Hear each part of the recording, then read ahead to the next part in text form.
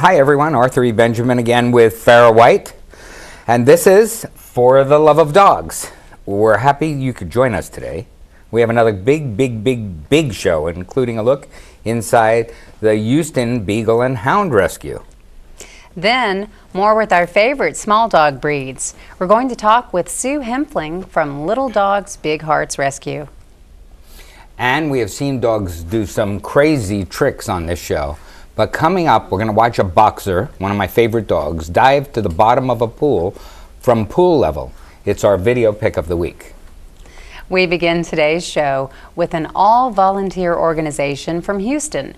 It's the Houston Beagle and Hound Rescue. Elizabeth Emery is the fundraising chairperson for Houston Beagle and Hound Rescue and joins us with a couple of new friends to tell us about the organization. Welcome, and tell us about your friends. Thank you. This is Bo, and I adopted Bo 9 years ago from Houston Beagle Rescue. I was actually looking for a Border Collie, and because my first dog was a Border Collie, and they didn't get back to me. So I contacted Beagle Rescue and got Bo. He was found running the streets of Galveston, and when I saw his face, I just knew he was the dog for me. Is he faded? He is. He used to be extremely dark. You would be amazed at how dark he was. He was much darker than Doc is. So he must be older. He is going to be about 13 this summer.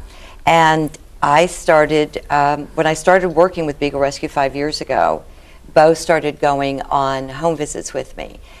I have panic disorder, and Bo has been amazing in helping me with that, because whenever I need to go someplace, I just take Bo.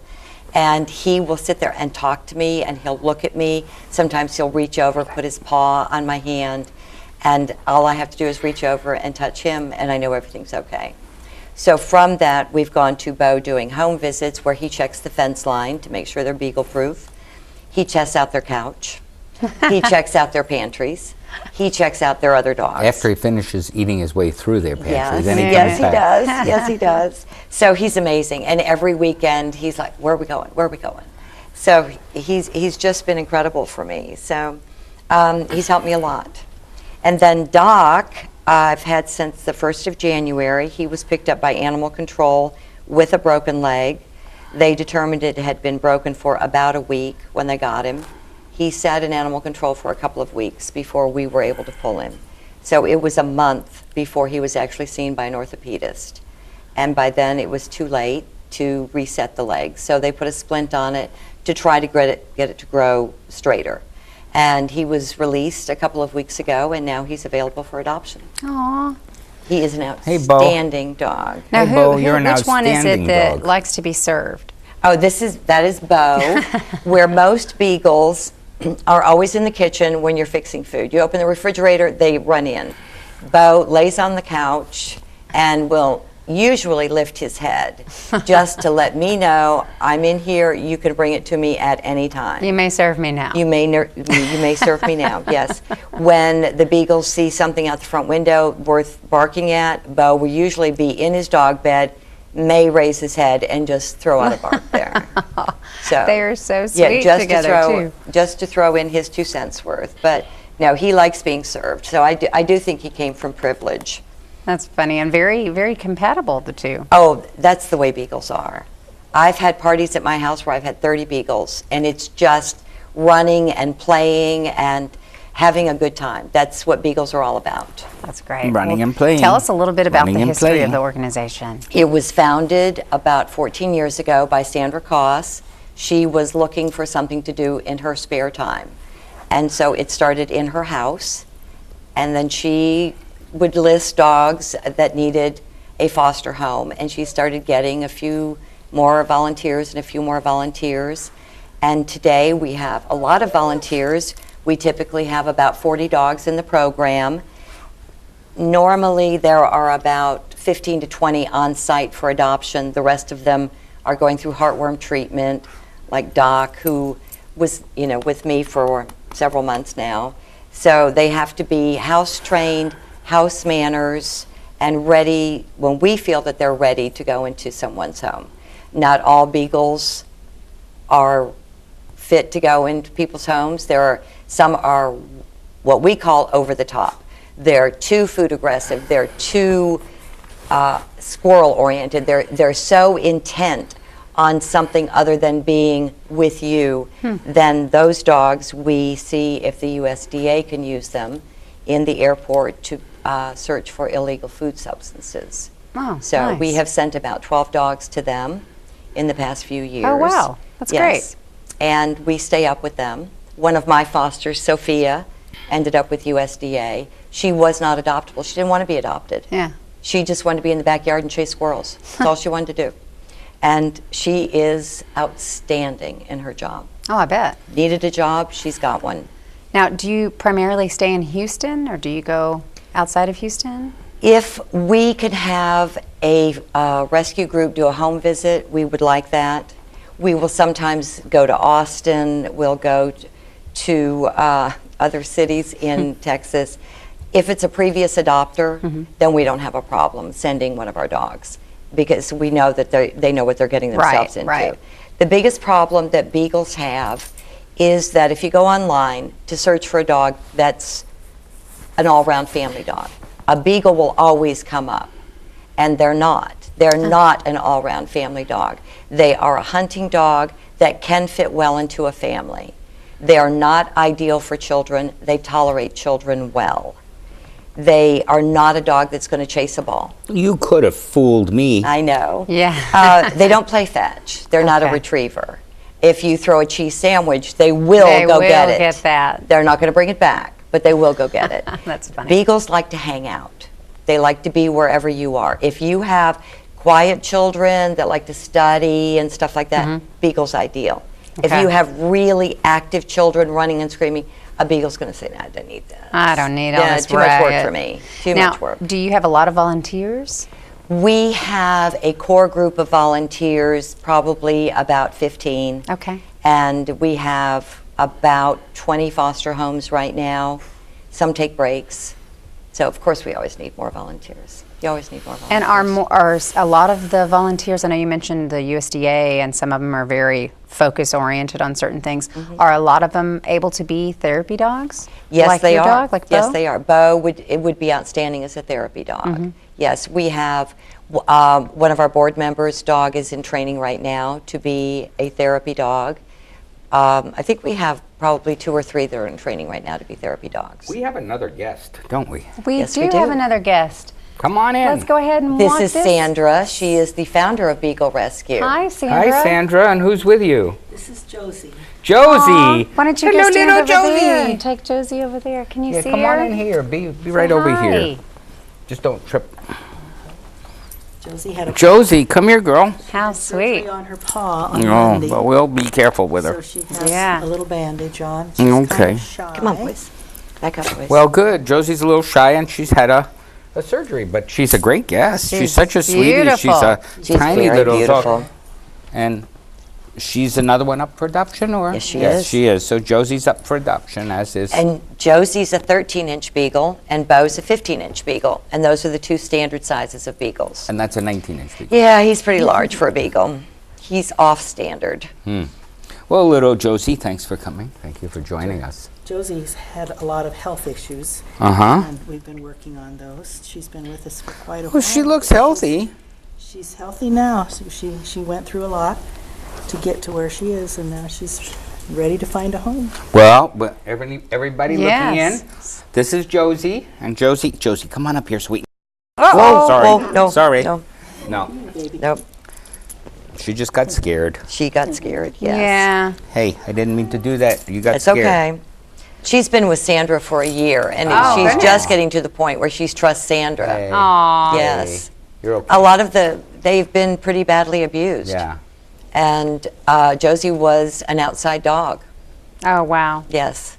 Well, so you've got several of them available for adoption, which is fantastic. And We they really do. are beautiful, sweet dogs. If you want to learn more about the Houston Beagle and Hound Rescue, you can do so by logging on to HoustonBeaglesRescue.org. That's HoustonBeagleRescue.org. So what are we going to do now? I don't know what we're going to do. I think we should take a break. Let's take a break. And we'll be right back. So stay with us.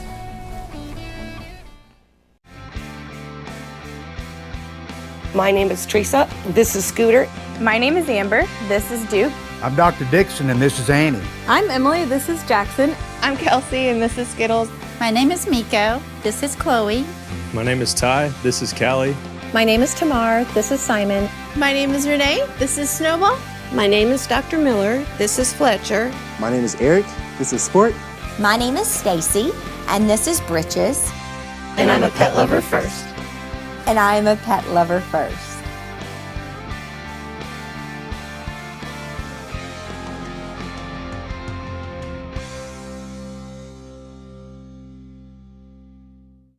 So, I'm kind of new here, but I've noticed a trend. My human does this funny thing where she goes around and gets all my toys, and then she hides them in that basket by the door. But it's always the same basket, and it's always in the same place. And then she acts so surprised when I find them, but, she's putting them in the same basket. Again. It's like, hello, that's where you put it last time. You were the worst at hide and go seek. Know what? What? Since I got adopted, I've learned a lot about these humans. I know. Check out these two. It's Flirt City over here. Yeah, I noticed that. It looks like my human is definitely into your human. Oh, look! I think she's getting his number. Nice. Your human's got some sweet moves. Takes after his dog. Oh, look, they're doing that thing where they put their arms around each other. She kicked up a leg. It's like in the movies. That's awesome. Looks like we're going to be hanging out a little bit more. So, I just moved in with this family, and it's embarrassing. The little one, he likes to go outside and crawl around in the giant litter box. I don't know what he's doing. I was born, and I knew how to use the litter box. Look at that! That's disgusting! Oh, poop already! You're making me nervous. Oh, okay, I can't look at this anymore. I really hope he grows out of this, for his sake.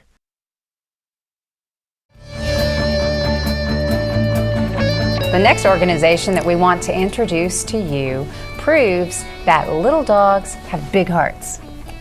The Little Dogs Big Hearts Rescue. It's a small dog rescue, and it's all breed transport. Its goal is to save small shelter animals. Sue Hempfling with Little Dogs Big Hearts Rescue is here to tell us more about her organization. Who did you bring with you today? This is Cadbury, and this is Roxy. Hi, Cadbury. Two of my fosters Hi, Roxy. are up for adoption. Hi there, sweeties. Cadbury's about 8 years old. So he's not quite a senior, but he's kind of middle-aged. That's got these great eyebrows and this great face. Husband said I should have named him Andy Rooney for those eyebrows, but he didn't have eyebrows when I got him. There were just scabs there. So. And Roxy's about 15 months old, and she's full grown. She's about 5 pounds, but she's not a real delicate little, she's a tomboy. Yeah. She likes to play hard, and she can get up on just about anything you don't want her to get up on. She's like a Chihuahua She's pug? a Chihuahua mix. Yeah, I'm not sure what she's mixed with.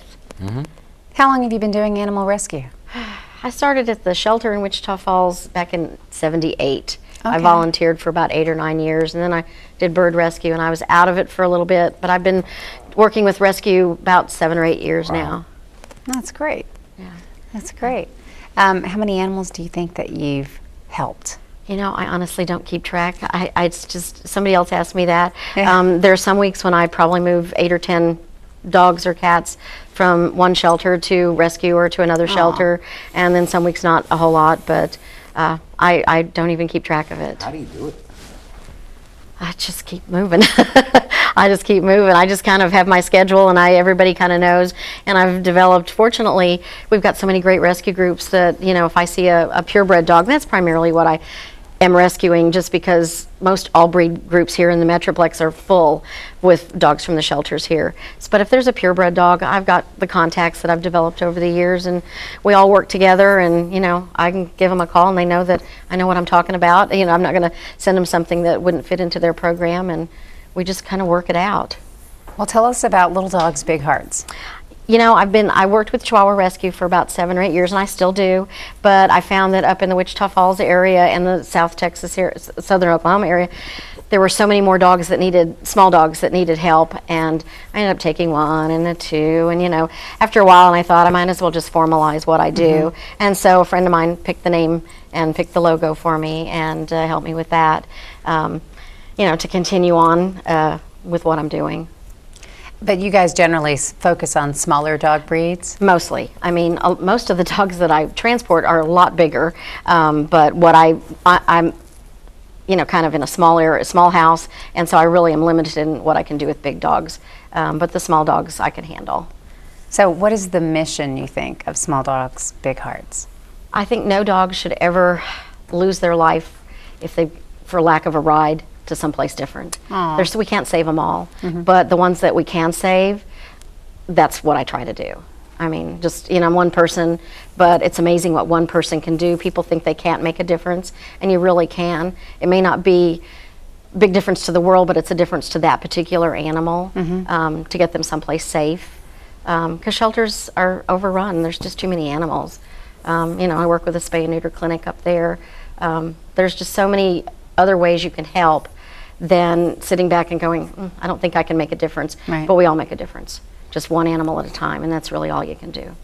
That's great. How many dogs do you think you have transported at one time?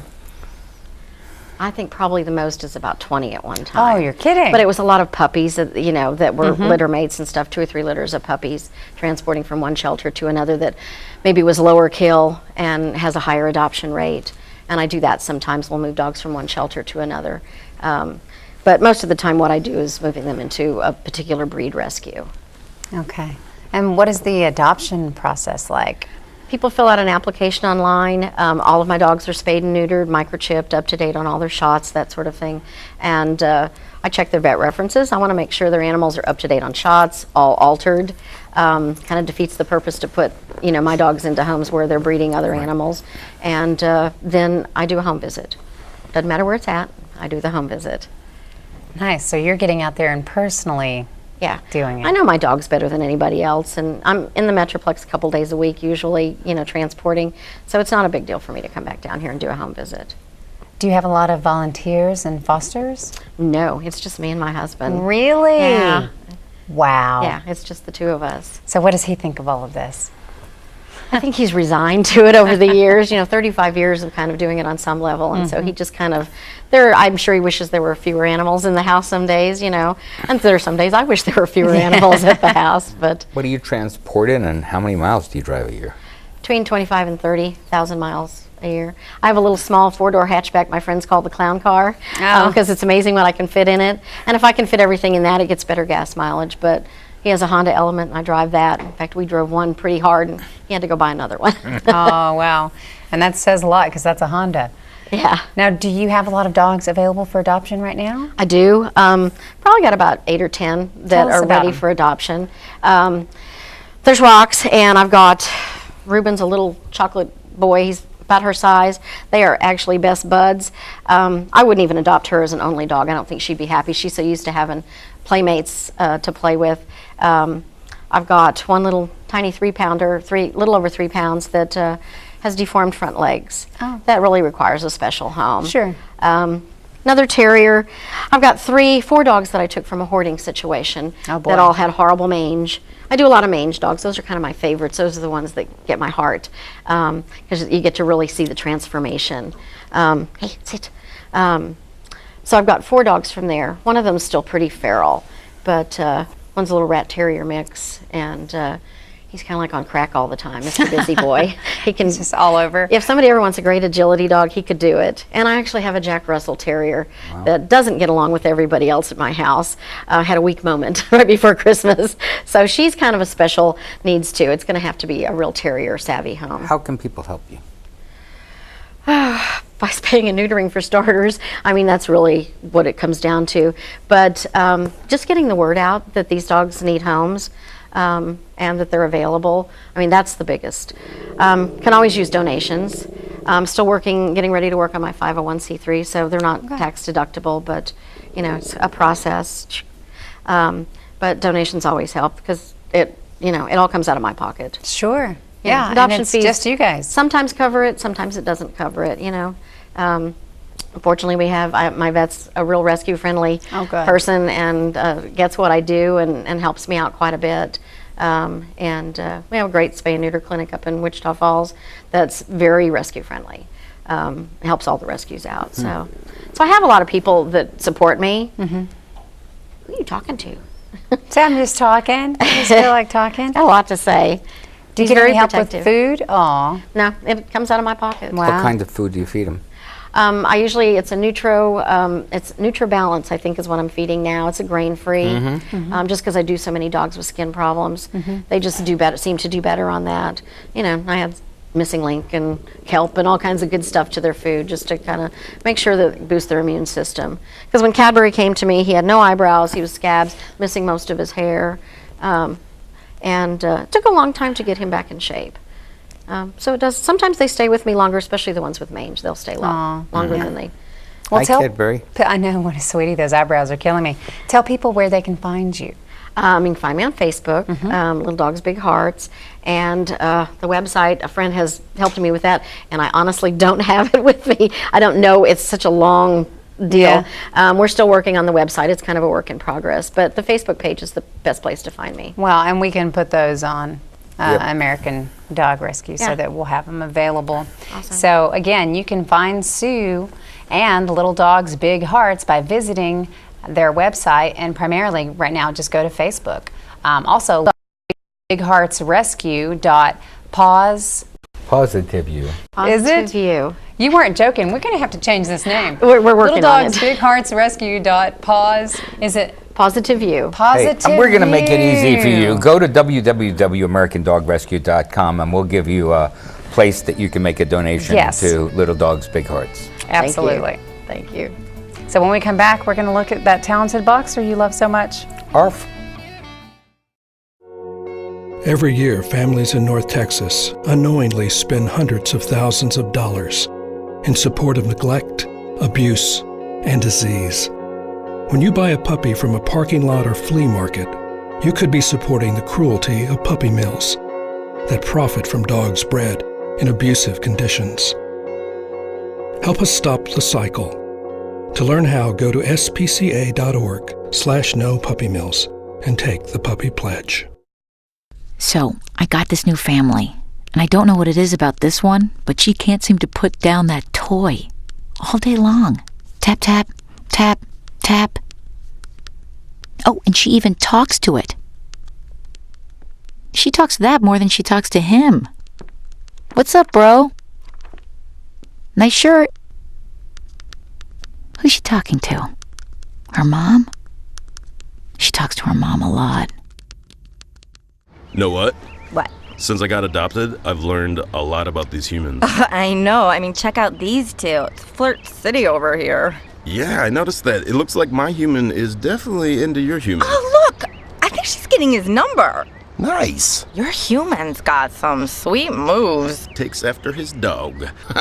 Oh, look, they're doing that thing where they put their arms around each other. She kicked up a leg. It's like in the movies. That's awesome. Looks like we're going to be hanging out a little bit more. Welcome. I gotta stop that. Welcome back. We're always happy to share funny videos of dogs or dogs that have a lot of talent, and we think we found a super one for you today. Check out this video of Rex. He's a boxer who likes to dive to the bottom of the pool. So as we watch this, Rex's owner says that he was never forced to go into the water. He just jumped into the pool one day and swam to the bottom of the pool holding his breath. And now he dives in whenever he gets the chance. And that's really weird because boxers don't usually like water. Isn't that funny? It is. Yeah, it's like seeing the occasional. I mean, my boxers, well, it's really interesting. You turn on the shower, they run under the bed. Really? Yeah. You turn on the they're bathtub, scared about it. They're out of the house. They just don't like water. That's pretty funny. And this is look at him. He dives to the bottom, picks up his bone, and that's unbelievable. How and they don't have funny. webbed feet either. I mean, it's very difficult. No. Yeah, he just wants to do it. I saw an English bulldog that did this once. Oh, yeah? Yeah, it's just amazing because most of those dogs will not touch water. Have you ever had a dog who had a talent? My beagle ate very well. Yeah. He smelled things out and ate everything in the house. So this Beagle Bailey, I had counters in the kitchen that were like 4.5 feet high. And we just pulled a meatloaf out of the oven. Oh, gosh. Hot meatloaf, left it, went out of the room, came back in. The aluminum foil was just open. The tin was empty. Oh, boy. And when we had a trainer come, he looked at the dog and said, "That is not a purebred Beagle." And I said, "It is too." And he said, "It isn't. It's part kangaroo." Oh, because he hopped up on the counter. Speaking of Beagles, yeah, and part we've had we've run out of time on this another edition of For the Love of Dogs. So thanks so much to Elizabeth Emery with Houston Beagle and Hound Rescue, and Sue Hempfling with Little Dogs Big Heart Rescue for being our special guests. Remember to keep up with For the Love of Dogs online at AmericanDogRescue.org, and as always, follow us on Facebook, YouTube, and Twitter. And we'll be here next week, same time, same station. Tune in, watch us then.